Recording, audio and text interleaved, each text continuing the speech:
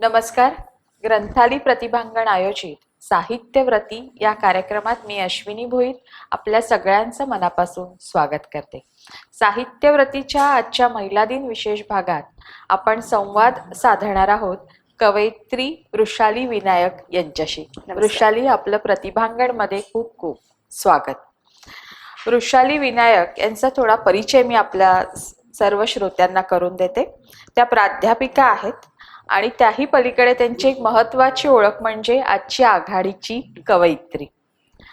वृषाली यांच्याबद्दल सांगायचं झालं तर नेहमी त्या आपल्या कवितेबद्दल आणि कवितेच्या निर्मितीबद्दल सांगताना म्हणतात की मी लिहू लागले 30 मुळी स्क्रीनवर.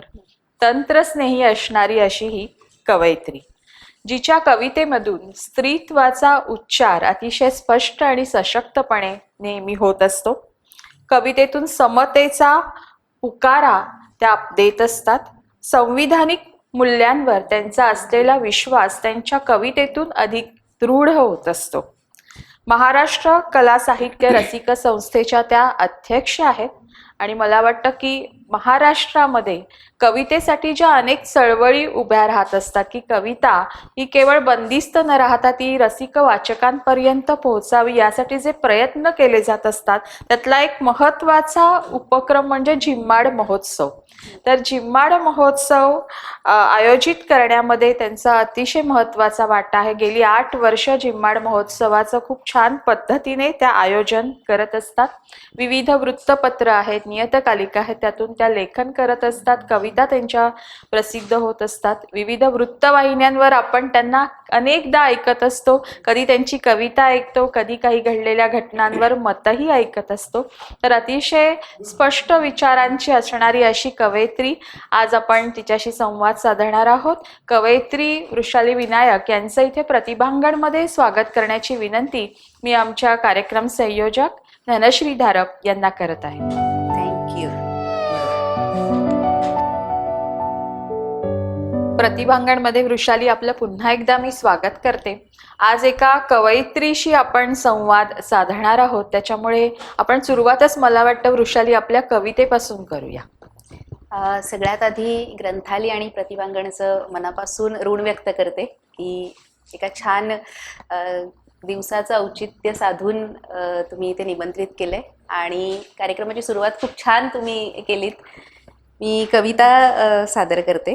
कवितेचं शीर्षक आहे जन्माचा सोहळा. शब्द कोंडला ओठात जन्म गोंदणाचा बाई. शब्द कोंडला ओठात जन्म गोंदणाचा बाई. नको शृंगार देहाचा गंध पेटू दे अंतरी. डोळा साठव मायेचा ओटी पोटी चंद्रकळा. डोळा साठव मायेचा ओटी पोटी चंद्रकळा. पान्हा पापणीला फुटे उरी आक्रंद भुईचा. नाद काकणाचा कानी चांद पेटला ग भाळी. नाद काकणाचा कानी चांद पेटला ग भाळी. भास आभासाचं रूप आत सलते सावली. असा वळीव दाटला आता सोसना हुंदका. असा वळीव दाटला आता सोसना हुंदका. सर मनात विझली दाह मुक्याने रडला. सांज सावळली सारी सैर भैर गंधवारा. सांज सावळली सारी सैर भैर गंधवारा. मन गाभुळल बाई गोऱ्या जन्माचा सोहळा. माझी मलाच खुणवे सोन काया अनोळखी. माझी मलाच खुणवे सोन काया अनोळखी. मन उजळता भेटे नवी स्पर्शाची पालवी. मन उजळता भेटे नवी स्पर्शाची पालवी. वा, अतिशय सुंदर अशी ही कविता की नवस्पर्शाची पालवी आणि यात आलेल्या छान अशा प्रतिमा की मनात दाटलेला वळीव हे ऐकल्यावरच लगेच जाणवतं की तिच्या मनामध्ये अचानकपणे जसा वळीव अचानकपणे येतो आणि मग बरसतो, तशा तिच्या मनामध्ये आक्रंदलेल्या या सगळ्या भावना की ज्या व्यक्त होऊ पाहतात. आपल्या कवितांमधून या सगळ्या स्त्री जाणीवा अतिशय स्पष्टपणे, म्हणजे की खरं तर जे तुमच्या विचारांमध्येही बरेचदा जाणवत असतं की विचारांची जी स्पष्टता आहे ती आपल्या कवितांमधून नेहमीच जाणवत असते. तर आपण तुमच्या साहित्य कृती कवितांकडे येणारच आहोत, पण थोडंसं मला तुम्हाला जाणून घ्यायचं आहे की कधीही वाचकांना रसिकांना एक कुतूहल असतं की या कवीचं मूळ काय आहे, कुळ काय आहे, की त्याची काय पार्श्वभूमी आहे, त्याची माती काय आहे, हे थोडंसं जाणून घेण्याची खूप उत्सुकता असते. तर त्या अनुषंगाने मला हा पहिलाच प्रश्न तुम्हाला विचारायचा आहे की थोडंसं आम्हाला तुमचं बालपण नक्की कुठे गेलं आणि बालपणी हे साहित्य संस्कार कसे झाले याविषयी आम्हाला जाणून घ्यायला आवडेल. माझं बालपण शिक्षण सगळं मुंबईतलं. आम्ही वरळीत राहायला होतो आणि एक आंबेडकरी विचारांचा बालेकिल्ला म्हणून तो सगळा परिसर ओळखला जातो. माझं आजोळ वरळीतलं. काही कारणास्तव आम्ही तिकडे राहायला गेलो. म्हणजे माझं माध्यमिकचं शिक्षण जे आहे ते गिरण गावात झालं. त्यामुळे चाळीत राहत होतो आणि चाळीची जी एक काय म्हणू संस्कृती असते ती मी लहानपणापासून बघत आले होते. कवितेचा संस्कार किंवा कविता कुठून माझ्या तयार झाली तर आंबेडकर जयंती असायची किंवा वेगवेगळ्या कारणास्तव काही काही कार्यक्रम असायचे. जांभोरी मैदान वरळीचं आहे किंवा समोरच एक मैदान होतं किंवा वरळी दूध डेअरी सारखा एरिया आहे. तर तिथे अनेक शाहिरीचे जलस्यांचे कार्यक्रम असायचे आणि मग घरातली मंडळी जी असायची त्यांच्या चर्चा त्यावेळेला कानावर असायच्या. प्रल्हाद शिंदेची गाणी त्या काळामध्ये, तेव्हा मी फार लहान होते पण हे कानावर यायचं. किंवा विठ्ठलदादा उमापांचे शब्द असायचे, त्यांचं जांभूळ आख्यान असेल, हे सगळं घरी सतत आमच्या बोलणं असायचं आणि त्याचा संस्कार हळूहळू हळू मनावर होत गेला. आणि शब्द काय असतात किंवा कसे तयार झाले असतील, मग याची निर्मिती कुठून झाली असेल असं मला तेव्हा वाटायचं. असं आत्ता मागे वळून बघताना हे मला फ्रेम करता येतं, हे काय आहे हे शोधू शकते मी. पण तेव्हा मला प्रश्न पडायचा की बाबा जेव्हा आमच्याकडे छोटा टेप रेकॉर्डर होता तर त्यावर प्रल्हाद शिंदेची गाणी लावलेली असायची किंवा हिंदी जुनी गाणी असायची. मग त्यातल्या संगीतकारांविषयी बोललं जायचं, त्यातल्या काही वेगवेगळ्या इन्स्ट्रुमेंट बद्दल घरी चर्चा असायची. आई बाबा दोघेही नोकरी करणारे होते आणि दोघांनाही संगीताचं नाटकाचं प्रचंड वेळ होतं. आजही ते एक नाटक असेल किंवा नवा सिनेमा असेल किंवा नवीन काही गाणी आली असतील, आई तर आवर्जून आमच्याकडे संध्याकाळच्या वेळेला युट्यूब सुरू असतो टीव्हीवर आणि वेगवेगळ्या कवींच्या कविता ती ऐकत असते. त्यामुळे तो शब्दांचा संस्कार घरी व्हायचा. पण मुळात हा जो विचारांचा जागर मी नेहमी म्हणते ते बाळकडू जे आहे ते मला कुटुंबातून मिळत गेलं आणि त्या पद्धतीच्या चर्चा सतत असायच्या. म्हणजे बाहेर काय सामाजिक वातावरण आहे किंवा भोवताली काही घडलं असेल तर त्याची चर्चा आमच्या घरी असायची. तर ते सतत विषय कानावर येत असायचे. माझे आजोबा हे डॉक्टर बाबासाहेब आंबेडकरांच्या संपूर्ण चळवळीमध्ये ते कार्यरत होते, मुख्याध्यापक होते ते शाळेत असताना. पण तो सगळा जो काही विचारांचा पट आहे तो घरात मी अनुभवलेला आहे. त्यामुळे प्रचंड पुस्तकं त्यांच्याकडे असायची आणि मग त्या पुस्तकांचं वाचन असायचं. वडील अनेकदा शंकरराव खरातांच्या कादंबऱ्या स्वतः वाचायचे, आईचं वाचन सुरू असायचं. त्यामुळे मग हे आपोआप माझ्यात भिनत गेलं. पण मुळात तो जो सगळा जलसांचा भाग असेल किंवा समोर मैदानांवर जाहीरपणे जे मोठाले कार्यक्रम होतात तर त्या कार्यक्रमांना बघत बघत ऐकत ऐकत मी मोठी झाले. त्यामुळे मग ते शब्द कसे घडले असतील, मग तोच शब्द तिथे का बरं वापरला असेल, तर हे आत्ता मला वाटतं. पण त्या काळात मी तो विचार करायचे त्या शब्दांच्या बाबतीत. आणि अलीकडे काय होतं ना की घरात छान मराठी गाणी ऐकलीच जात नाही. मला आठवतं आमच्याकडे सांग सांग भोलानाथ सतत बाबा त्या टेप रेकॉर्डरवर ते लावलेलं असायचं किंवा काही गोष्टींच्या पण कॅसेट यायच्या आणि त्या गोष्टी सतत कानावर पडत राहायच्या. तर हे अलीकडे दिसत नाही. हा जो एक संस्कारांचा आपोआप जो होण्याचा भाग होता, म्हणजे आज किलोभर संस्कार करतो असं काही होत नाही. तर ते माझ्यात भिनत गेलं आपोआप. आणि मग तिथून काय म्हणूयात विचार करायला सुरुवात झाली. काहीतरी वेगळं दिसतंय, शब्द काहीतरी वेगळा दिसतोय किंवा यात काहीतरी वेगळा आशय सांगितलेला आहे. एखादं हिंदी गाणं ऐकल्यानंतर मग हा शब्द का बरं तिथे घेतला असेल, मग त्याला मराठीला पर्याय काय असेल, हे मी 9वी-10वीच्या वयात शोधायचे. आणि मग चर्चेसाठी माणूस कोण तर माझे बाबा. अच्छा. मी इयत्ता 10वीला असताना मृत्युंजय कादंबरी वाचली होती आणि मला ते फार असं फॅन्टसी वगैरे वाटत होतं त्या काळात. कारण एकतर प्रचंड ताकदीची भाषा आहे मृत्युंजय मधली आणि कुणीही प्रेमात पडेल पहिल्या वाचनात तशी ती कादंबरी. आईने खास ती आणून ठेवली होती आणि तो भाषेचा संस्कार व्हायला हवा, चांगली भाषा तुम्हाला बोलता यायला हवी, म्हणून ते सगळं वाचन सुरू होतं. पण मला त्यातले बरेच शब्द कळायचेच नाही, कारण वय लहान होतं आणि त्याचा आवाका खूप मोठा आहे. मी पुढे कॉलेजला आल्यानंतर परत जेव्हा ती कादंबरी वाचली तेव्हा पुन्हा मग बाबांशी चर्चा करत की याचं काय अर्थ आहे, याला काय म्हटलेलं आहे, किंवा काही कथा वाचत असताना की हे असं का लिहिलं असेल. तर हे सगळं कुटुंबात हळूहळू माझ्यात भिनत गेलं आणि तिथून तो वाचनाचा प्रवास सुरू झाला. मग लेखन तर हळूहळू करायला लागले. वाचना करून खरं तर लेखनाची पहिली पायरी ही वाचनच असते, की जेव्हा पुस्तकांशी आपली मैत्री होते आणि वाचन संस्कार जेव्हा रुचत जातात तेव्हा आपोआपच मग त्यातनं लेखनाच्या प्रेरणा या स्फुरू लागतात. अगदी असा प्रश्न थेट विचारणार नाही की पहिली कविता केव्हा लिहिली, कारण ते तसं कोणालाच सांगता येणार नाही की या दिवशी नाही, पण मला आठवतं. अच्छा, अरे वा. आमच्याकडे कवितांची स्पर्धा घेतली होती आणि मला आई माझी कविता लिहिते. अच्छा. हा, आणि तेव्हा ती छान लिहायची, कथा लिहायची ती. तिला शब्दांमधला किंवा बिटवीन दी लाईन आपण म्हणतो ना, तर ते खूप छान कळतं तिला.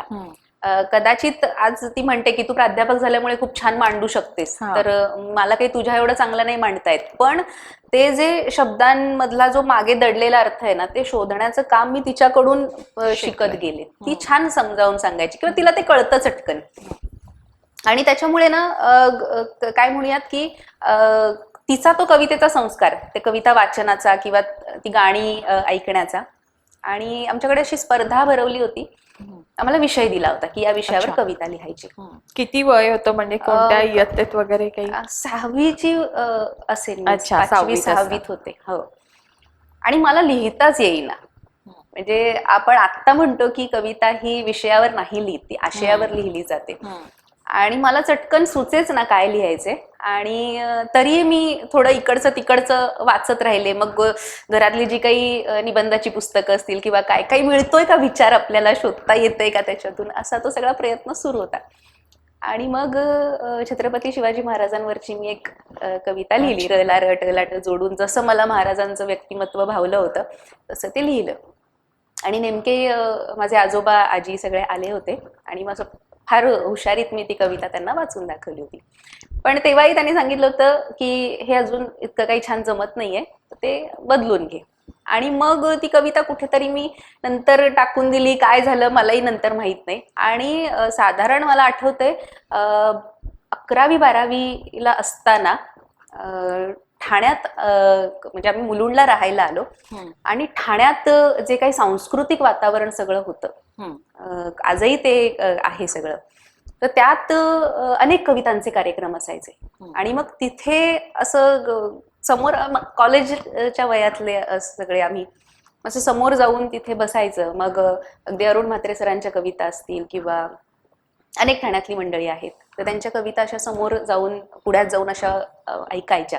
तो कवितेचा संस्कार झाला आणि तिथून कविता मी खऱ्या अर्थाने लिहायला लागले. तर मला वाटतं तो एक 5वी 6वीचा जर त्या कवितेचा भाग सोडला तर साधारण 11वी 12वीला असताना मी बरं, मला असं वाटलं की आपल्याला काहीतरी एक अक्षर तरी लिहिता आलंय त्यांचं ऐकून. अर्थात ते प्रभावातून होतं, कारण कुठेतरी ग्रेसांचा प्रभाव वाटायचा, कारण वाचत असायचे आणि ही मंडळी सतत ऐकायचो आम्ही. म्हणजे कुठेही ठाण्यात कार्यक्रम असला तर कधी बाबांना घेऊन जा, कधी आपण स्वतःहून जा, आणखी कोणी घरातलं असेल तर त्यांच्यासोबत जा. आणि त्यामुळे मग ते तेव्हा लिहिलं गेलं. म्हणजे आपण बरं लिहितोय हे कसं कळलं? म्हणजे नाही, ते अजूनही नाही कळलं. म्हणजे आताही मला लोक विचारतात संग्रह कवितेचा आहे का, तर मला अजूनही वाटत नाही की मला बरं लिहिता येतंय किंवा मी जे लिहिते ते लोकांना आवडतंय किंवा मला नेमकं हेच म्हणायचं होतं आणि ते मी कवितेत आणलंय, त्यामुळे संग्रह काढायचं काही अजून धाडस माझं होत नाही. पण तो लवकरच येऊ अशा शुभेच्छा मी देते हो. तुम्हाला. कवितेचा हा प्रवास तुमचा जाणून घेत असताना की कवितेचे संस्कार, वाचनाचे संस्कार हे होत गेले, त्यातून मग हात लिहिता झाला. पण फक्त तुम्ही कविता लिहिली असं नाही, तर त्यामागे एक विचार आहे आणि एक वैचारिक बैठकीतून लिहिल्या गेलेल्या त्या कविता आहेत असं कविता वाचताना आपल्याला जाणवतं. तर समानतेचा पुकार आपल्या कवितेतून आहे. तर ह्या वैचारिक बैठकीबद्दल कवितेकडे येण्यापूर्वी थोडंसं अगदी आपण सांगा. मी सिद्धार्थ महाविद्यालयात माझं शिक्षण झालं आणि मी नेहमी असं सांगते की खऱ्या अर्थाने समाजभान जर कुठे मला मिळालं असेल ना, तर ते सिद्धार्थ कॉलेजमध्ये मिळालं. तिथे गेल्यानंतर काय भोवताली घडतं आहे, मुलं कुठल्या वर्गातून येऊन शिक्षण घेत आहेत, हे एक भान माझ्यामध्ये आलं. आणि मग एका काय म्हणूयात कॉलेजच्या काळातलं जे एक सगळं जगणं असतं, तर त्याला कलाटणी मिळणं. कारण मी अगदीच तळागाळातून आलेली मुलं बघत होते की ज्यांच्याकडे फी भरण्यासाठी सुद्धा फारसे पैसे नसायचे. आणि त्या तुलनेने माझी परिस्थिती तशी कुटुंबाची बरी होती, त्यामुळे मग मला पटकन पुस्तकं उपलब्ध असायची किंवा कार्यक्रमांना जाण्यासाठी मला छान प्रोत्साहन मिळायचं. पण अनेक मुली मी बघायचे आजूबाजूला, तर त्या त्यांच्या कुटुंबात अडकलेल्या असायच्या, जबाबदारी खूप लवकर त्यांच्यावर आलेली असायची. आणि मग हे बघत असताना पुन्हा एक डॉक्टर आंबेडकरांचा विचार होताच की तुम्ही कमवा आणि मग शिका. तर त्यामुळे परिस्थितीला भिडणं काय असतं हे मला तिथे प्रत्यक्षात कळलं. आणि मग ज्याला आपण जमिनीवर येऊन काम करणं म्हणतो, तर ते महाविद्यालयात सिद्धार्थ कॉलेजमध्ये ते एक बीज माझ्यामध्ये आलं.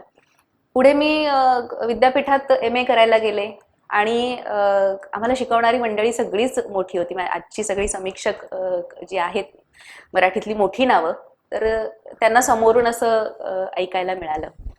आणि मग तिथे दलित साहित्य कळलं, तिथे गेल्यानंतर स्त्रीवादी साहित्य कळलं, मग वाचायला लागले त्या अनुषंगाने. आणि मग ते वाचत असताना वेगवेगळ्या संस्थांसोबत काम करत होते, बघत होते. त्यात माझ्या वैयक्तिक आयुष्यात कलाटणी देणारी म्हणजे कायद्याने वागा लोक चळवळ आहे, जी संपूर्णतः संविधानिक मार्गावर नागरी प्रश्न घेऊन काम करते. त्यांच्यासोबत जोडल्यानंतर आपण ज्याला खरं संविधान म्हणतो की कुठल्याही प्रकारे आक्रस्ताळेपणा आपल्या वर्तनात असू नये किंवा एखादा प्रश्न मांडताना तसा अभिनिवेश सुद्धा असता कामा नये. संपूर्णतः संविधानिक मूल्यांची आपण कास धरून कसा एखादा प्रश्न मांडू शकतो, समोर असणारे लोक जेव्हा अधिकारी वर्ग असतो.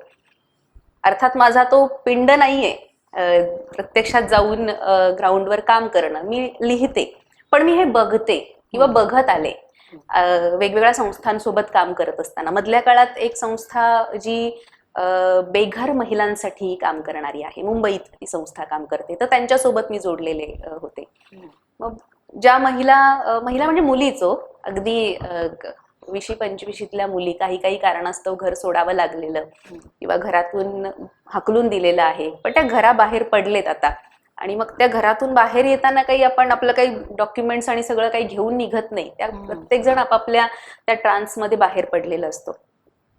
त्या मुलींना शिक्षणाच्या मुख्य प्रवाहात आणणं आणि पुन्हा एकदा त्यांच्या करिअरला सुरुवात करणं, अशा काही गोष्टी माझ्यासोबत घडत होत्या. मी ते काम करत होते. तो कामाचा भाग असला तरी सुद्धा ह्याचा कुठे ना कुठेतरी आपल्या मनावर संस्कार होत राहतो, आपल्या मनात ते सतत भिनत राहतं.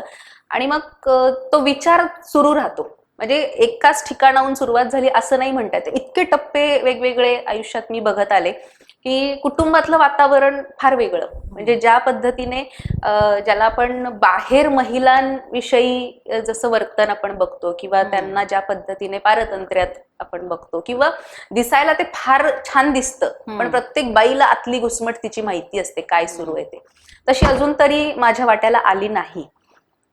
माझं घरात त्या पद्धतीचं म्हणजे याच वेळेत तुला घरी आलं पाहिजे किंवा हेच तुला केलं पाहिजे असं अजून तरी नाही. पण हे माझ्या वाट्याला नाही आलं. पण अनेक आजूबाजूच्या माझ्या मैत्रिणी मी बघते की एक वेगळी उलघाल त्यांच्यामध्ये असते आणि ती सांगता नाही येत.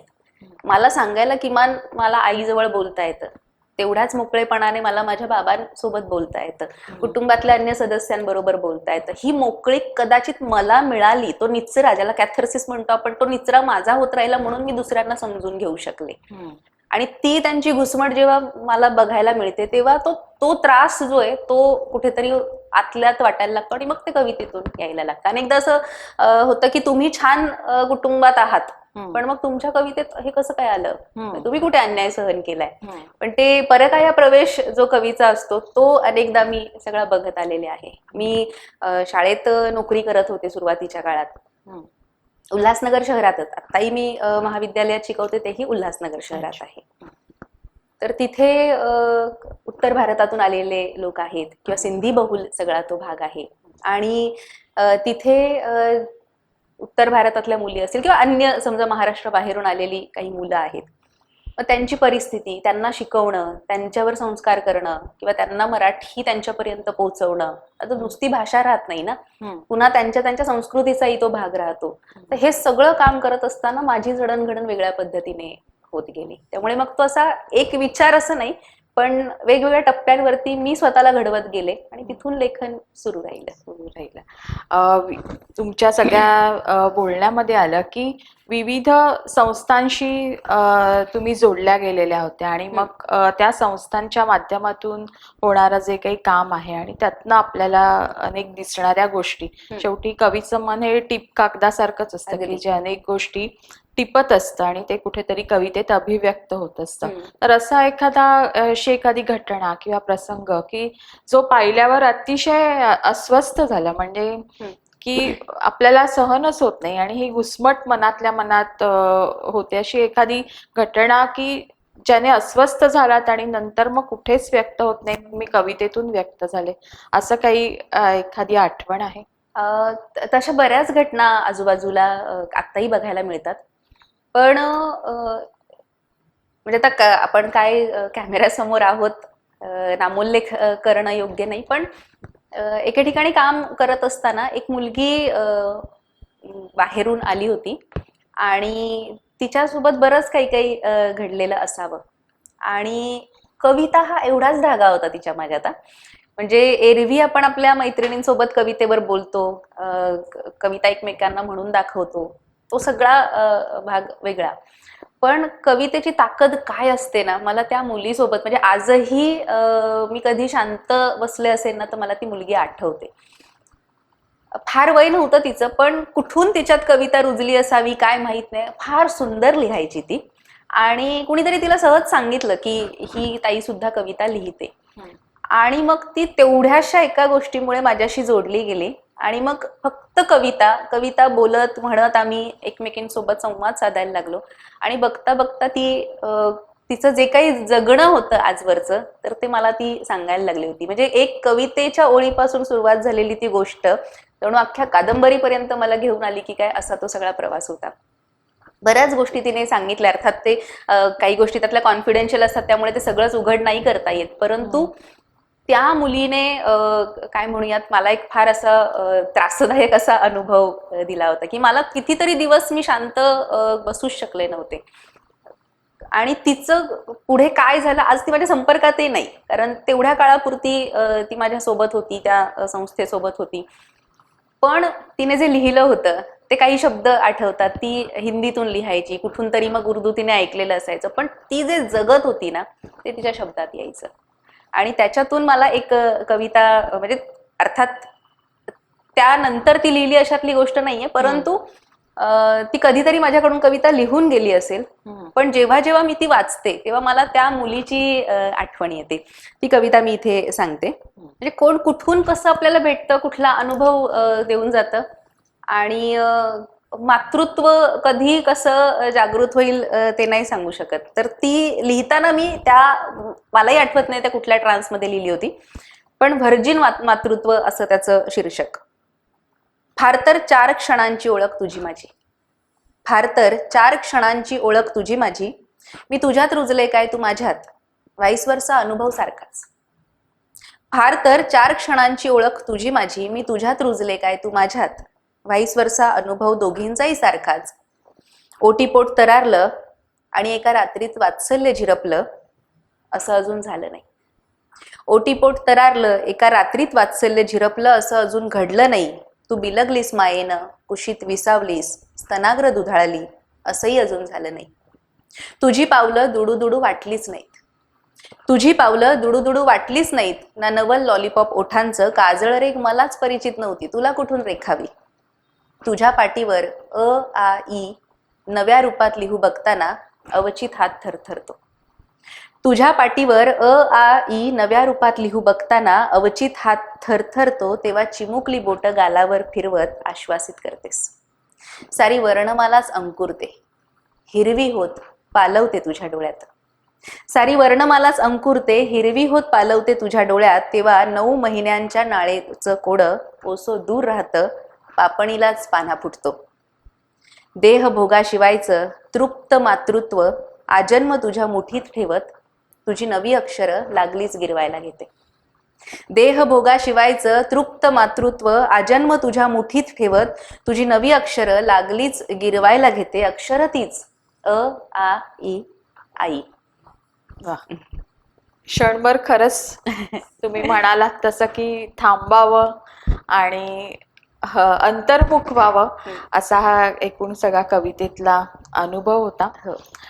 तुमच्या कवितांकडे येत असताना स्त्रीचं एकूणच जे जगणं आहे हा प्रामुख्याने तुमच्या कवितेचा गाभा राहिलेला आहे. त्या अनुषंगाने मला तुम्हाला विचारायचं आहे की स्त्रीमुक्ती चळवळ की हा आपण म्हणूया की खरं तर विचार आहे, पण तो आता इतका धोपटपणे वापरला जातो की त्यातला तो विचार हरवून त्याचे अनेक असे वरवरचे अर्थ घेतले जातात. त्यामुळे मला तुम्हाला विशेषतः विचारायचं आहे की स्त्रीमुक्ती म्हणत असताना, फेमिनिझम म्हणत असताना नेमकं काय तुम्हाला वाटतं की या संकल्पना, या संज्ञांचे काय अर्थ आपल्याला अभिप्रेत आहे? माणूस म्हणून चालावं, मला इतकं स्पष्ट वाटतं. काय होतं, आपण अनेकदा ना स्त्रीवाद म्हणत असताना आपणही कुठेतरी एकारले जातोय की काय असं मलाही वाटतं कधी कधी. म्हणजे आपल्या चर्चेतून, बोलण्यातून तसं तेवढी बंडखोरी येते की काय सतत. कारण वर्गात शिकवताना आपण बोलत असतो, बाहेर मित्रमैत्रिणींशी बोलत असतो, भाषणाला गेल्यानंतर तो एक ॲग्रेसिव्ह आपण बोलत असतो, आणि मग घरात आल्यानंतर पण पुन्हा आपण आपल्या कुटुंबातल्या लोकांशी बोलायला लागतो. मग तेव्हा जाणवतं की आपण खरंच समतेविषयी बोलतोय का, की ज्या पद्धतीची स्त्री पुरुष समानता आपण गृहीत धरतो तर तशी आहे का, की आपणच खूप एकारलेपणाने वागायला लागलोय, असं अनेकदा मला स्वतःलाही प्रश्नचिन्ह पडतं. आणि मग त्याच्यावरती उलट्या प्रवासाने मग मी विचार करायला लागते. पण खरं सांगायचं ना, खूपदा आपल्याकडे बऱ्याच संकल्पना किंवा काही संज्ञा आपण ना त्याच पद्धतीने आपण घ्यायला लागलोय की काय. थोडा मोकळेपणाने विचार करायची आता गरज मला वाटते. आमचं एका समूहात कुठेतरी चर्चा सुरू होती व्हॉट्सअपच्या ग्रुपवर. एका संमेलनाला गेलेलो होतो आणि माझ्या बाबतीत घडलेली गोष्ट आहे ती.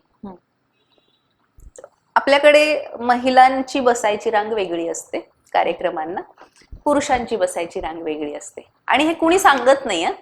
असे 2 तुकडे केल्यासारखे नवरा बायको सोबत जरी आले तरी ती बाई बरोबर या रांगेत येते, पुरुष त्या रांगेत येऊन बसतात. तर अनेकदा कार्यक्रमांना संमेलनाला गेल्यानंतर सुद्धा एक व्यवस्था केलेली असते स्वतंत्रपणे. पण मी ज्या कार्यक्रमाला गेले होते तर तो एक छान प्रोग्रेसिव्ह विचारांचा कार्यक्रम होता आणि कार्यक्रम अतिशय सुंदर होता. पण निवासाची व्यवस्था वेगळी होती आणि मी उशिरा पोहोचल्यामुळे मला ते फार असं इथून तिथून कुठेतरी असं राहावं लागलंय कुणाच्या तरी सोबत. माझी विनंती होती की माझ्यासोबत आम्ही जे ग्रुपने 4-5 लोक आलेलो आहोत तर माझी तिथेच व्यवस्था करा. याचं कारण का, आम्ही सोबत आलेलो आहोत, फक्त मला यायला उशीर झालाय, दिवसभर आम्ही कार्यक्रम सोबत करणार आहोत. तर काय रात्रीचं फक्त झोपायची एक व्यवस्था असणार आहे, ती पुन्हा दुसऱ्या दिवशी सोबत असणार आहोत. पण ते काही प्रोटोकॉल असतील, काही नियम असतील, त्याप्रमाणे ते व्यवस्था वेगळी होती. तो मुद्दा संपून गेला. त्यानंतर या विषयावरती त्या समूहात बरीच चर्चाही झाली होती. अनेक चांगल्या मान्यवर मंडळींची त्यावरती मतही होती. त्यांच्याही बाबतीत असं कधी घडलेलं होतं. या सगळ्यामध्ये एक सांगायचा मुद्दा असा होता की आपण सुद्धा ज्या चळवळीच्या माध्यमातून आपण आलेलो आहोत किंवा आपण एका परिवर्तनाच्या वाटेवर चालणारे लोक म्हणून आपण म्हणतो, तर आपणही स्त्री आणि पुरुष यांच्याकडे पुन्हा त्याच चौकटीत बघायला लागतो का? मग ही सुरुवात आपण करणार आहोत का? म्हणजे समजा खरंच एखादा समूह किंवा एखादे कार्यकर्ते आहेत, तर त्यांच्या बाबतीतही आपण अशा पद्धतीने जर वर्गीकरण करणार असू, तर मग आपण नव्या विचारांचा कुठे पुरस्कार करतोय, असं मला ते त्यावेळेला असं वाटायला लागलं होतं की याची परत एकदा आपण मांडणी करायला हवी का? म्हणजे आपणही एक स्त्री आणि पुरुष हे जर मनमोकळे कुठे बोलत उभे राहिले असतील, तरी आपल्या मनात पहिला विचार येतो की यांच्यात काहीतरी सुरू असावं. तर एक छान निखळ नातं असू शकतं की, तर तसा विचार आपण करायला हवा. आणि मला असं वाटतं की अलीकडच्या काळात अनेक कवयित्रींनी त्यांच्या लेखनातून फार स्पष्टपणे स्त्री पुरुष नात्यांचा शोध घेण्याचा प्रयत्न केलेला आहे. नीरजा असतील, प्रज्ञादया पवार असतील, फार थेटपणे या कवयित्रींनी त्यावर लिहिलेलं आहे. फक्त ते आपण वाचतो, पण प्रत्यक्षात अंमलात आणताना मात्र ते आपल्यापासून सुरुवात नको करूयात, समोरच्यापासून करायला हवी, असं ते असतं. आणि हाच एक विचार होता आणि त्याच्यावरती मी एक कविता लिहिली होती. मला अनेकांनी प्रश्न विचारले त्यावर की असं कसं असू शकतं, म्हणजे एखाद्या पुरुषाच्या मनात 4 महिलांविषयी विचार येऊ शकतात, पण एखाद्या स्त्रीच्या मनात 2 पुरुषांविषयी विचार आले तरी सुद्धा आपल्याला ते फार असं आउट ऑफ द बॉक्स काहीतरी वाटायला लागतं. आणि ती कविता मी जेव्हा शेअर केली होती, मला अनेकांनी प्रश्नही विचारला होता, हे तुझ्या बाबतीत घडलंय का, तुझ्या मनात असं आहे का? तर मी फार प्रांजळपणे म्हटलं होतं, हो असू शकतं, तुम्हाला तसं समजायचं तर तसं समजा. ती कविता आहे निवड म्हणून. 2 पुरुषांच्या निवडीत बाई अडकतेच कधीतरी, 2 पुरुषांच्या निवडीत बाई अडकतेच कधीतरी, तेव्हा व्यभिचार वगैरे शिवतही नाही तिच्या पारदर्शी जगण्याला. आळीपाळीने दोघांशी करते ती संसार मनातल्या मनात, आळीपाळीने दोघांशीही करते ती संसार मनातल्या मनात, तेव्हा कसलीच तारांबळ होत नाही बांगड्या स्वप्नांच्या शर्यतीत. ती हिंडते दोघांसोबत, ती हिंडते दोघांसोबत, प्रत्यक्षात असं घडत नाही आपल्याकडे. ती हिंडते दोघांसोबत, मोर्चा, संमेलने, दवाखाना, फुटपाथ, चारित्र्याचा सनातन इतिहास रिमूव्ह करत बाई मोकळी करते स्पेस स्वतःच्या श्वासांसाठी.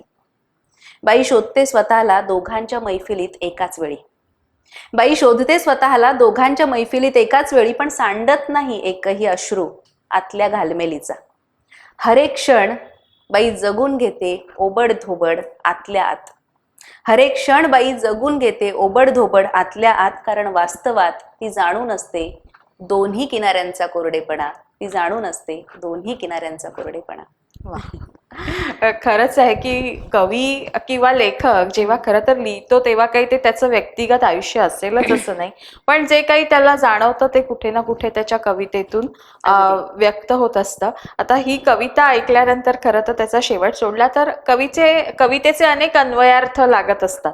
तर मला अगदी आजची स्त्री पण दिसली की जिचं काय म्हणूया की जी नोकरीही करते संसारही सांभाळते, तिच्याही आयुष्यात हे 2 प्रियकर आहेत.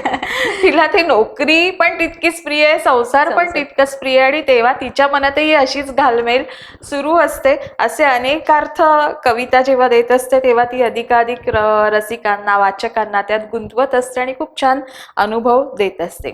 मला तुला असं विचारायचं आहे, म्हणजे आम्हाला तुझ्या कविता आवडतात, त्यात तर खूप छान अनेक प्रतिमा येत असतात, त्या भावत असतात, पण तुला स्वतःला काय वाटतं की तुझ्या कवितेचं बलस्थान काय आहे, की बाबा माझा कवितेचं सामर्थ्य यात आहे असं?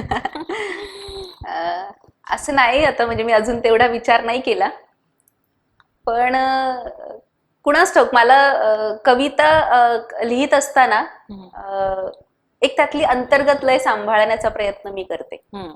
आणि कविता जशी कथा कादंबरी जशी त्याला एक सुरुवात असते, एक मधला टप्पा असतो आणि त्याचा शेवट असतो, तसं कवितेला सुद्धा एक त्याचं आवर्तन असतं, एक सुरुवात असते, मध्ये एक काहीतरी गोष्ट असते आणि मग ती बरोबर त्या शेवटाला तुम्हाला ते आवर्तन येऊन पूर्ण करायचं असतं, तेव्हा ती पूर्ण झाल्यासारखी वाटते. अनेकदा प्रत्येक जण आपापल्या शैलीप्रमाणे लिहायचा प्रयत्न करत असतो, सगळेजण हे काही जोडून घेतीलच असं नाहीये, पण मी लिहित असताना, अर्थात लिहिताना ती लिहिली जाते ज्या पद्धतीने जशी आली तशी लिहिली जाते, आणि मग नंतर त्याच्यावर थोडी कुठे ना कुठेतरी कारागिरी होते. कुठेतरी शब्द बदलायचा आहे का, किंवा काही त्याच्यात आपण आणखी थोडं नवीन घेऊयात का, असा तो प्रयत्न असतो.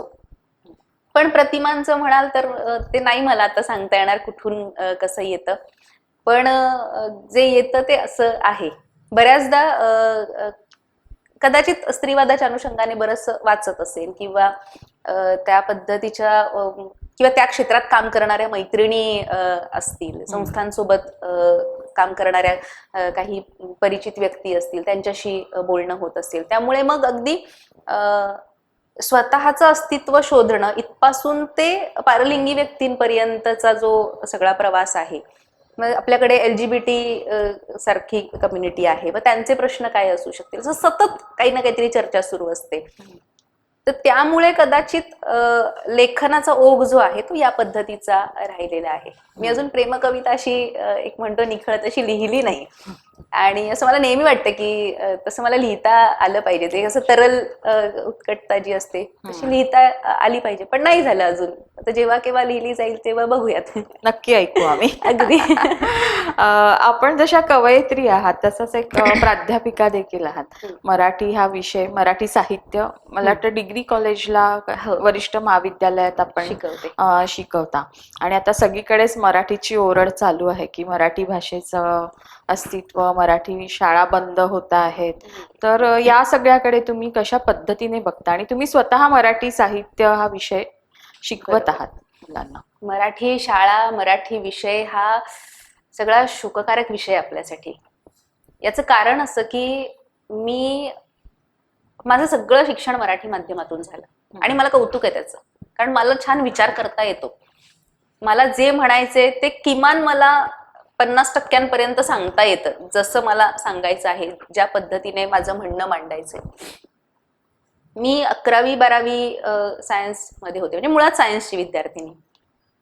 आणि गंमत अशी होती की घरात फार असं मेडिकलला वगैरे जाणार, हे डॉक्टर वगैरे होणार, असं सगळं वातावरण, आणि तसा अभ्यासही सुरू.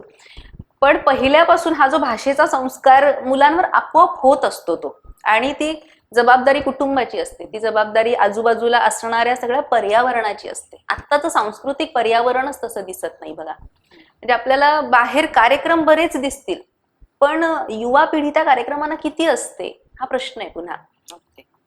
त्याच्यामुळे फार काय म्हणूयात मिश्रित भाषा बोलली जाते की काय, असं ते दुःख, म्हणजे ते भेटेल मिळेल वगैरेच्याही पलीकडे आता आपण ते सगळं ऐकत असतो. मी जेव्हा कॉलेज करत होते त्यावेळेला मी अचानकच माझा निर्णय बदलला आणि मी विज्ञान सोडून कला शाखेकडे आले. त्याचं कारण पुन्हा मराठीवर माझं प्रेम होतं, आणि का होतं, याच्यात काय होणार आहे का, मला नाही, आजही मला सांगता येत नाही. पण झालं असं की तेव्हाही बरेच पर्याय, मग आता छान बोलता येतं तर तू मीडियामध्ये जाऊ शकते, कारण मी काही काळ वृत्तनिवेदनाचं काम करत होते. त्यामुळे मग तू मीडियामध्ये जा, चेहरा आहे, बोलू शकशील इथेच. तसा प्रयत्नही केला, पण पुन्हा एक आपण लाईव्ह असतो, पण मला ती गंमत यायची नाही तिथे माध्यमांमध्ये काम करताना. मी ते सोडलं आणि मला शिक्षक व्हायचं होतं. शिक्षक व्हायचंय तर मला मराठी विषयच घ्यायचा होता. आजच नाही, आणखी समजा 8 वर्ष मागे गेलो, 10 वर्ष मागे गेलो, तर तेव्हाही हीच ओरड होती की मराठी डाऊन मार्केट आहे, मराठीला पुढे कोणीही विचारत नाही, पुढे करिअर काही होणार नाही, त्यामुळे मराठी विषय घेऊन काय करणार तू, असा प्रश्न मला तेव्हाही सांगितला जायचा. त्यावेळेला माझी सुद्धा द्विधा मनस्थिती होती की काय करणार आपण पुढे मराठी घेऊन, आपल्याला पैसे कमवायचे, पण मग काय, पण मग मुद्दा असा होता पैसे तर मग कसेही कमवता येतात.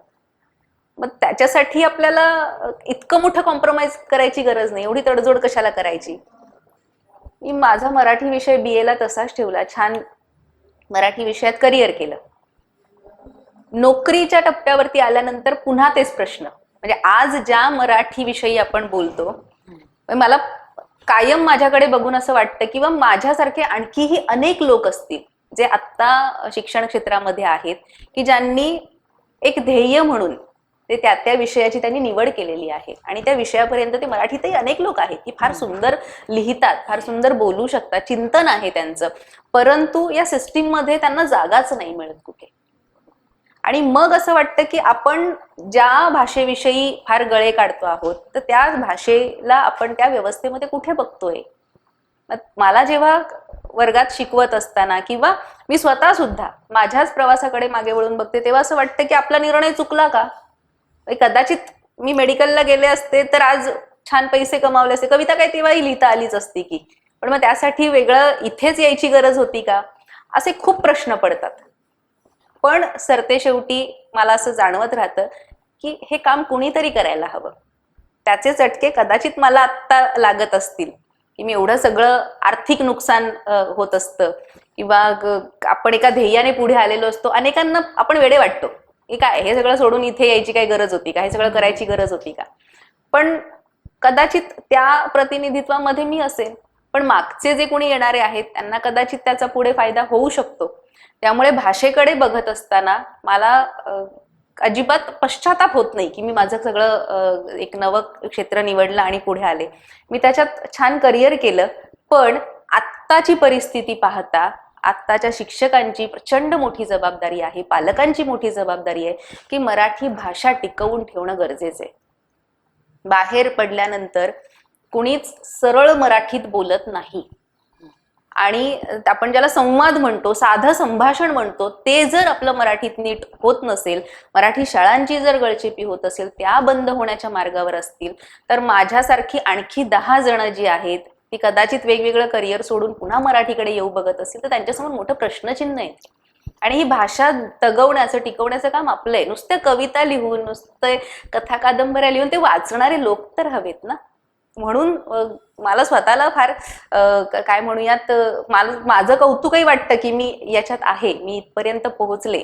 पण मागे येणारे लोक अजूनही आहेत, मागची पिढी येणार आहे, तर त्यांच्यासाठी आपल्याला काहीतरी करता आलं पाहिजे. आणि आहे तो आजही मुलांना आपण ज्या पद्धतीने भाषेचे संस्कार करतो ना तसे ते होत जातात. म्हणजे मी ज्या पद्धतीने बोलते तर मुलं आपोआप ते शब्द ऐकतात. त्यातल्या एखाद्याला कळतं की आपला हा शब्द वेगळा आहे, बाईंनी उच्चारलेला हा शब्द वेगळा आहे किंवा तो अशा पद्धतीने उच्चारलेला आहे. आणि मग त्यांच्या लक्षात येतं की आपण हे चुकलो होतो का. तो एक विद्यार्थी जरी मिळाला तरी खूप आहे. खरंय की अनेकांना खरं तर प्राध्यापक म्हटल्यावरती अनेक विद्यार्थी आपल्या हाताखालून जात असतात. आपण आपापल्या परीने सगळं काही तुम्ही देण्याचा प्रयत्न करतात आणि ते कुठेतरी रुजत असतं आपल्याला. त्यात आता लगेच असं ते दिसणार नाही की बाबा मी माझ्याकडे 10 विद्यार्थी होते आणि ते 10 विद्यार्थी असे घडले, पण ते कुठेतरी रुजत असतं. आणि हा प्रामाणिक प्रयत्न खरं तर तुम्ही करत आहात. मला खूप छान म्हणजे अभिनंदनच करावं असं वाटतं की एकीकडे आपली सर्जनशीलता आणि दुसरीकडे आपल्याकडे जे काही आहे ते आपण दुसऱ्या हाताने देत आहोत, ज्ञानार्जन स्वतःही करत आहोत आणि इतरांनाही देत आहोत. पुन्हा एकदा मला तुम्हाला तुमच्या कवितेकडे सांगायचं आहे, म्हणजे की तुम्ही स्वतः कविता लिहत आहात, पण ती कविता स्वतःची पोचवत आहात, पण इतरांचीही कविता पोचवावी, इतरांपर्यंत ती पोचावी म्हणून झिम्माड सारखं एक व्यासपीठ जवळपास 8 वर्ष तुम्ही खूप छान पद्धतीने आयोजन त्याचं करता. तर झिम्माड खूप शब्दच खूप छान आहे. म्हणजे मला तो शब्द ऐकल्यावरच असं वाटलं अरे वा काय मराठीतला सुंदर शब्द, महानोरांचा शब्द. हा. आणि हेही पटकन डोक्यात आलं की अरे आपल्या भाषेचा गोडवा आणि सामर्थ्य इथेच आहे. झिम्माडला तुम्ही इंग्रजीत कसं अनुवादित करणार, तो भावच आपण दुसऱ्या भाषेत आणू शकत नाही. म्हणजे हे आपल्या भाषेचं सामर्थ्य दाखवणारा खरं तर खूप छान शब्द आहे. तर झिम्माड या व्यासपीठाविषयी मला वाटतं तुम्ही सांगावं. मगाशी तुम्ही परिचय करून देताना महाराष्ट्र कला असं म्हणालात, तर ते आम्ही त्याचं नामकरण केलं आणि झिम्माड कला साहित्य असंच आम्ही आता म्हणतो. ती चळवळ आहे, संस्था संघटना असं काहीच त्याचं खरं तर स्वरूप नाही. एक साधा व्हॉट्सअप समूह, म्हणजे आणखी 10 वर्ष मागे गेलो तर आपण सगळेच कौतुक करत होतो व्हॉट्सअप फेसबुकचं. आणि ती खिडकी आहे एकमेकांशी संवाद साधण्याची, जी दिसत नाही कोणाला. आपण एकमेकांशी बोलतोय पण कळत नाही कोण कोणाशी बोलतोय. आणि मग असं व्हायचं की आपण याच्यात नेमकं काय उपक्रम करावे, माणसं तर जोडत जातो आहोत. मुळात कायद्याने बघा लोक चळवळीचा हा साहित्यिक उपक्रम होता. आणि मग महाराष्ट्रभरातले काही साहित्यिक कवी जोडले गेले, पण मग सतत काहीतरी उपक्रमशील राहिलो तर आपण वेगळे पण करू शकू. आणि आता फॉरवर्ड रोज आपल्याकडे 1000 पोस्ट आपण बघत असतो, आपण ते स्क्रोल करतो आणि पुढे निघून जातो. तर तसं आम्हाला करायचं नव्हतं. आणि हा पुन्हा काय म्हणूयात, आम्ही नेहमी असं म्हणतो की झिम्माड हे मराठी कवितेचं गणगोत आहे. ते घरातली 10 माणसं एकत्र आली आहेत आणि मग त्यांनी आता मिळून चला काहीतरी करूया असं नाही. आमचे कायद्याने मागाचे अध्यक्ष राज असरोंडकर त्यांनी तो सुरू केला. त्याच्यानंतर तो आपण त्याला ऍडमिन म्हणू, ते काम माझ्याकडे आलं. माझ्या मागोमाग आमचे कवी अरुण गवळी, कवी जितेंद्र लाड, आम्ही 3 माणसं असं ते म्हणतो ना, नारायण सुर्वे म्हणायचे 4 घरातले 4 जण आम्ही निघतो जेव्हा, तसे आम्ही 4 घरातली 4 माणसं निघालो. आणि मग वेगवेगळ्या कवींना साहित्यिकांना जोडत गेलो. उद्देश इतकाच होता की नवीन माणसं जी लिहित आहेत तर त्यांना मंच उपलब्ध करून द्यावा. आता बरेच उपक्रम होतात, बरेच कार्यक्रम आहेत, पण ऑनलाईनचं जेव्हा नुकतंच सगळं सुरू होते चर्चा, तर त्या काळात आम्ही ऑडिओ पासून सुरुवात केली. मग आम्ही व्हिडिओवर यायला लागलो आणि हळूहळू एक एक गोष्ट याच्यातून तेवढा उपक्रम केला आणि तो तिथेच सोडून दिला असं नव्हतं. या माध्यमांचा उपयोग करून आपल्याला डॉक्युमेंटेशन करता यायला हवं, तो काळ तुम्हाला टिपता यायला हवा. आज जेव्हा मी संशोधनाचं काम करते, मला जर अरुण काळेंची कविता हवी असेल तर मला पटकन नाही शोधता येत ती, किंवा मला आणखी जर काही जुन्या काळातल्या कवींना शोधायचं असेल तर ते कसे बोलत होते, कसे कविता सादर करत होते, हे फार कमी उपलब्ध दिसतं, किंवा जे आहे ते आपल्यापर्यंत पोहोचत नाही, आपल्याला शोधण्याचे मार्ग माहिती नसतात. आजही माझ्या डोक्यात आहे की आपण असं जे डॉक्युमेंटेशन आहे, आत्ता जे कवी आहेत आपल्या सोबत, तर किमान आणखी 50 वर्षानंतर अश्विनी कशा बोलत होत्या, कशी कविता सादर करत होत्या, तर ते एका छताखाली कुठेतरी आपल्याला उपलब्ध व्हावं. आणि म्हणून आम्ही त्या वेगवेगळ्या माध्यमांचा उपयोग करत गेलो. एक छोटासा फक्त आमचा पावसाळी, झिम्मड हे पावसाचा शब्द महानुराने इतका सुंदर शब्द दिलाय, तसं चिंब भिजल्याचा जो काही सगळा आनंद असतो तो त्या शब्दामध्ये आहे. मग पावसात आपण सगळे एकत्र भेटूयात का, तर भेटायचं तर नुसतंच कशाला भेटायचं, मग एक छान पावसाळी संमेलन झालं पाहिजे, तो महोत्सव असला पाहिजे, असं म्हणत आम्ही त्याला सुरुवात केली. पहिल्या पुण्यात आम्ही जेव्हा ही भेट घेतली होती, अगदी आमचा कवी जितेंद्र लाड, मी, अरुण गवळी आणि आणखी काही जवळपासची जी मंडळी आहेत, त्यांनी आम्ही ते सगळं सुरू केलं. कुठल्याही काय म्हणूयात राजकीय सामाजिक कुठल्याही निधीचा आम्ही उपयोग केला नाही. लोकवर्गणीतून आम्ही ते केलं. जी व्यक्ती येणार त्यांनी ते पैसे भरून, आजही ते सुरू आहे. याचं कारण ही चळवळ आहे. प्रत्येक व्यक्तीचा सहभाग आहे आणि प्रत्येक व्यक्तीचा त्यावर अधिकार आहे. त्यामुळे मग आम्ही ते हळूहळू वाढवत गेलो आणि आज असं त्याचं स्वरूप आहे की केवळ साहित्य नाही तर नृत्य आहे, शिल्प आहे, चित्र आहे, साहित्य आहे किंवा अन्य ज्या काही कला आहेत, तर त्या कलांचा सहभाग त्यामध्ये असावा, त्याचे प्रतिनिधी त्यात असावे, त्यांच्याकडून ऐकता यावं, काही गोष्टी समजून घेता याव्या. जर चित्रकला असेल, दृश्यकला असेल, तर ते अनेकांपर्यंत पोहोचवता यावं आणि त्याचं पुन्हा त्या वेळेचं ते डॉक्युमेंटेशन, हा सगळा जो अट्टहास आहे तो इतक्याचसाठी की तो काळ आम्हाला सगळ्या त्या माध्यमांवरती आणायचंय. मग तो युट्यूब चॅनलच्या माध्यमातून असेल किंवा अन्य काही असेल, ते सगळं एकत्र जोडण्याचं काम याच्यातून आम्ही करतोय. ते गेले 8 वर्ष सुरू आहे. आणि आपण असं म्हणतो की हा मुख्य मंच नाहीये किंवा हा मुख्य प्रवाह नाहीये. मला असं वाटतं की असं काही नाहीये. आपण जिथे आहोत तो मुख्य प्रवाह आहे. त्यामुळे मग आम्ही झिम्माड सुरू केलं आणि तो एक आता लोकांच्या नावापासूनच तो कौतुकाचा विषय असतो की काय असेल, उत्सुकता असते याच्यात काय असेल. आणि मग अनेक लोक जोडले जातात आणि छान धमाल असते. कविता हा आमचा जिव्हाळ्याचा विषय त्याच्यात. छान. आणि खूप बोलण्यात आता लगेच जाणवलं की या वृषाली विनायक म्हणजे असे थेट येणारे विचार की आपण आहोत तोच मुख्य मंच. अगदी खूप छान. नारायण सुर्वेंचं मी कविता आजही फार आवडीने वाचते. जसा मी जगत आहे तसा शब्दात आहे.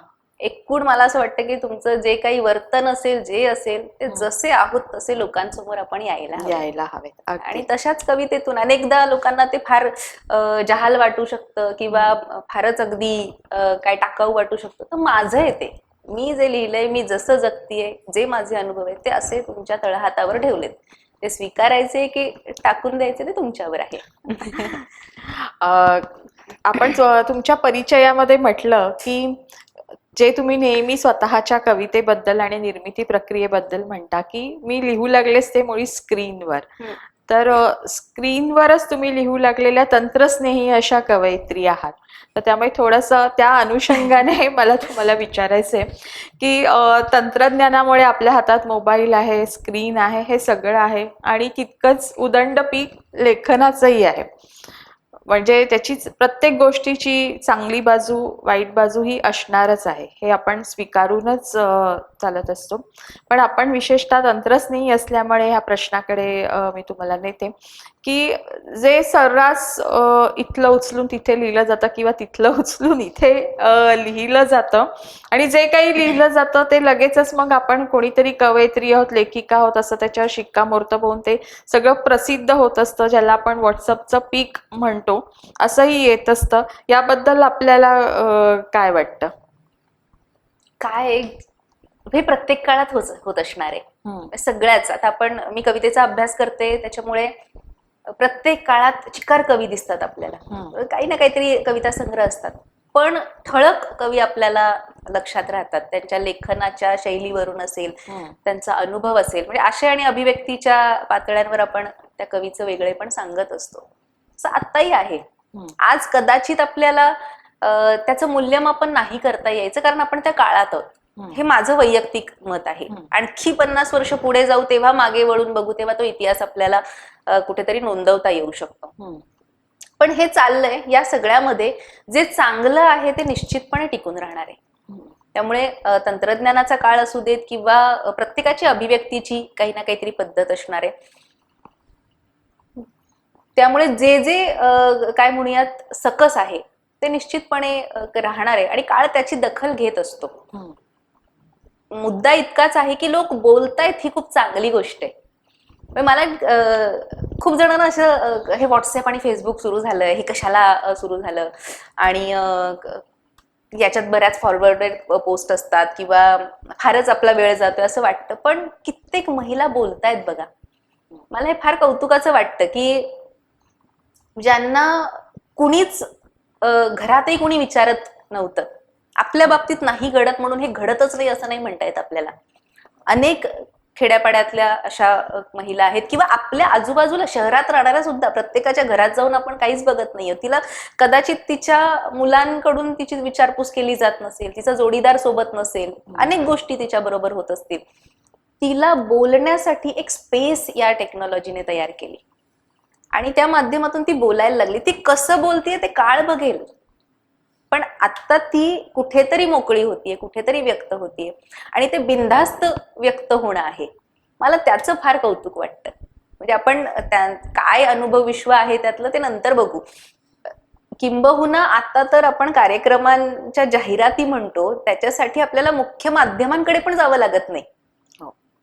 स्वतःचं काय म्हणूयात अकाउंट कुठल्याही समाज माध्यमावरचं हे स्वतःची एक प्रकाशन संस्था आहे. मला माझी कविता प्रकाशित करायची, माझं अकाउंट हेच ऑथेंटिसिटी आहे त्याची. त्यामुळे तिथे येऊन ते प्रकाशित झालं. कुणाकडे आपल्याला आता जाऊन विनवण्या कराव्या लागत नाहीत, कुणाकडे जाऊन मला माझं हे प्रकाशित करा, हे बरं आहे का, हे कसं लिहिलंय, याचे आपल्याला काही कुणाची मतं घ्यायची गरज लागत नाही.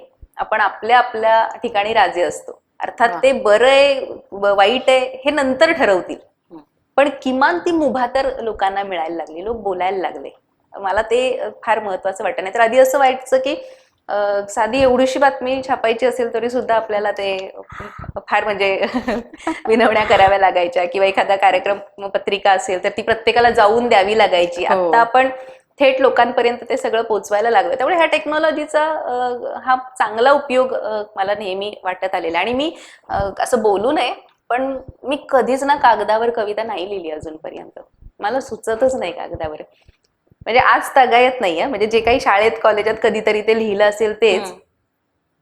पण एक तर प्रवासात असताना सुचतं काहीतरी, त्यावेळेला हातात मोबाईल असतो, त्यामुळे पटकन ते टाईप केलं जातं आणि सेव्ह केलं जातं. किंबहुना बऱ्याचदा हातात फोन असल्यामुळे जे जे सुचलंय ते पटापट तिथे लिहिलं जातं, त्यामुळे अगदी लिहून काढायचं वगैरे असं अजून तरी नाही झालं. त्यामुळे जे आहे ते असं. याच्यावरती एक छान कविता आहे माझी, मी ती तुम्हाला नक्कीच. ऐकवते. टेक्नॉलॉजीच्या काळात असल्यामुळे कदाचित ते शब्द येतात, हो. पण याचा अर्थ असा नाही की आपण फार इंग्रजीवर प्रेम करतोय. सगळ्या भाषा आपल्यासाठी समान आहेत, पण ते असताना मराठीवर विशेष प्रेम असणारच आहे. ती मातृभाषा आहे किंवा काय म्हणूया, ती जगण्याची भाषा आहे, अभिव्यक्तीची भाषा आहे. त्यामुळे ती इतकी श्वासात भिनलेली आहे की आपोआप छान बोललं जातं. मला अनेकदा असं वाटतं की मी ही कविता सादर करताना टेक्नॉलॉजीचे शब्द आलेत म्हणजे आपल्याला आता म्हणतील की हा, ही मराठीचं फार प्रेम येईल, पण कवितेमध्ये मात्र असं आलेलं आहे. पण त्याला काही पर्याय नाही, कारण मी अरुण काळे वाचत असताना मला सांगायला आवडेल की 90च्या काळात लिहिणारी ती व्यक्ती, पण मदरबोर्ड सारखा शब्द ते डॉक्टर बाबासाहेब आंबेडकरांसाठी वापरतात. आणि तो इतका चपखल आहे की म्हणजे मदरबोर्ड जर संपला किंवा तो जर करप्ट झाला तर त्या कम्प्युटरची सिस्टीम संपून जाते. आणि ते जसंच्या तसं आता एका व्यवस्थेमध्ये, एका विशिष्ट समाजासाठी डॉक्टर बाबासाहेब आंबेडकरांचं कार्य किंवा एकूणच भारतीय समाजासाठी जे त्यांचं कार्य आहे, तर ते मदरबोर्डच्या कॉन्सेप्टमध्ये आणणं काय प्रचंड ताकदीने त्यांनी ते कमाल सगळं आणलेलं आहे. त्यामुळे त्यांच्या कविता अनेकदा मी वाचलेल्या आहेत. सायरनचं शहर असेल किंवा नंतर आलेले लोक असेल, तर त्यातनं हे 90 नंतर जी बदललेली भाषा होती ना, तर त्यात ते सगळे शब्द तिथे आपल्याला दिसतात, त्या प्रतिमा दिसतात. त्याचा कदाचित त्या वाचनाचा काय म्हणूयात एक संस्कार होतो आपल्या मनावर. तसं एखाद्या कवितेत असं काहीतरी लिहिलं जातं. तर ती कविता सादर करते. सगळ्याच कविता सगळ्यांना वाचून दाखवायच्या नसतात. सगळ्याच कविता सगळ्यांना वाचून दाखवायच्या नसतात. काही सेव्ह करून ठेवाव्या मनाच्या तळाशी बाय डिफॉल्ट फोल्डरमध्ये. पाऊस काळात त्यातल्याच एखाद्या कवितेची झेलावी आठवण सर. पाऊस काळात त्यातल्याच एखाद्या कवितेची झेलावी आठवण सर. झालं गेलं लिंकअप करावं आजघडीशी, पण समोर आणू नये त्यातली एकही अटॅचमेंट. डोळे पाणावलेच आपसूक तर दवांची ओंजळ शिंपडावी काळजावर. कवितेला मात्र कॉपी पेस्ट करू नये. फोल्डर पुन्हा पुन्हा ओपन क्लोज करावं, जमल्यास रिनेम करून बघावं. फोल्डर पुन्हा पुन्हा ओपन क्लोज करावं, जमल्यास रिनेम करून बघावं. कितीही माया दाटली तरी सुटी करू नये त्यातली एकही कविता. कडी कुलपात अधिकाधिक बंद करावी सबंध फाईल. कडी कुलपात अधिकाधिक बंद करावी सबंध फाईल. चुकून मिनिमाइज राहिलीच तर भळभळेल स्क्रीन, हँगही होईल डेस्कटॉप. कधी काळी आपलेही श्वास कोंडलेले हे विसरू नये. आणि हो, संग्रहात मुळीच छापू नयेत या कविता. संग्रहात मुळीच छापू नयेत या कविता. बेदरकार वागणं झेपत नाही पुस्तकाला. गपगुमान पडू द्याव्यात एकाच जागी अस्ताव्यस्त. गपगुमान पडू द्याव्यात एकाच जागी अस्ताव्यस्त. महत् प्रयासाने मातीत रोवलेल्या पत्त्यांच्या बंगल्यात एकही कविता शिरू देऊ नये. सगळ्याच घालमेली चेहऱ्यावर दिसू लागल्या की सॉफ्टवेअर तपासावं आपणच आपलं. सगळ्याच घालमेली चेहऱ्यावर दिसू लागल्या की सॉफ्टवेअर तपासावं आपणच आपलं. नेणिवेतली सेटिंग रिसेट करावी पुन्हा एकदा. कवितेचं फोल्डर बाय डिफॉल्ट असतंच तिथे. कवितेचं फोल्डर बाय डिफॉल्ट असतंच तिथे. सगळ्याच कविता सगळ्यांनी वाचू नयेत म्हणून. सगळ्याच कविता सगळ्यांनी वाचू नयेत म्हणून. वा. साहित्य व्रतीच्या आजच्या भागात कवयित्री वृषाली विनायक यांच्याशी अतिशय सहज सुंदर असा संवाद आपण साधला. आजच्या काळाचे ठसे ज्या कवयित्रीच्या कवितेत, लेखनात आणि बोलण्यात उमटतात, अशी ही कवयित्री आजच्या या भागातून नक्कीच उलगडली गेली. अर्थात कवयित्रीचा एकूणच लेखनपट आणि अवकाश हा इतका विस्तीर्ण असतो की तो एका भागात मावणं खरंच कठीण आहे. पण तो एक प्रयत्न आज आपण साहित्यव्रतीच्या आजच्या भागात केला. तर मी वृषाली यांचे मनापासून आभार मानते आणि पुढील लेखन प्रवासाला अनेक अनेक शुभेच्छा. मी पण मनापासून ग्रंथालीचे आभार मानते. खरं तर काय होतं, संग्रह प्रकाशित झाल्यानंतर आपण काहीतरी कवयित्री किंवा कवी आहोत असं एक आपल्याला नामरूप मिळायला लागतं. मी फार मोठी नाहीये, खरं तर असं मुलाखत वगैरे द्यावी इतकाही मोठा प्रवास नाहीये, पण जे जे जाणवत गेलं, जे जे काही वाटत गेलं ते लिहित आलेले आहे. आणि त्याची दखल घेऊन आज तुम्ही इथे बोलावलत आणि जाणून घेण्याचा प्रयत्न केलात, त्याबद्दल ग्रंथालीचे मनापासून पुन्हा एकदा ऋण व्यक्त करते.